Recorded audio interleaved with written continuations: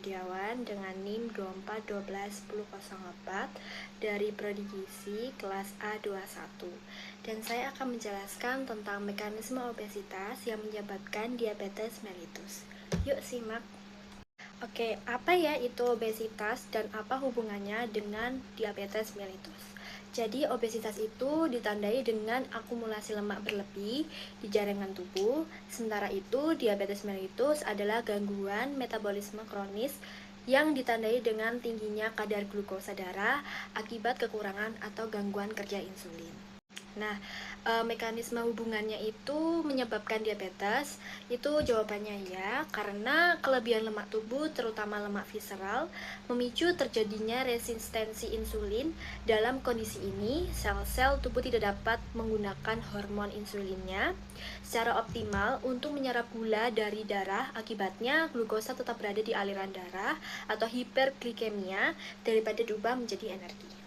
Untuk jenis-jenis diabetesnya itu terbagi menjadi dua, yaitu diabetes tipe 1 dan diabetes tipe 2. Dan untuk hubungannya yang sangat erat itu ke diabetes tipe 2, karena obesitas itu mengubah cara tubuh merespon insulin, dan hubungannya ini tidak hanya soal berat badan, tapi lebih kepada difungsi jaringan lemak yang mengganggu metabolisme glukosa ini. Untuk faktor resikonya tuh apa saja sih?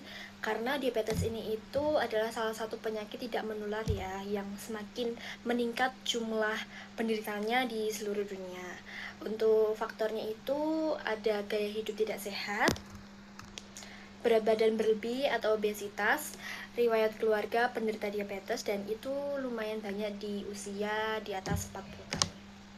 Untuk patofisiologinya itu penumpukan lemak visceral pada penderita obesitas. Lemak tidak hanya menumpuk di bawah kulit, tetapi juga di sekitar organ dalam, dan selemak ini itu bukan sekedar cadangan energi, melainkan organ endokrin yang aktif secara biokimia.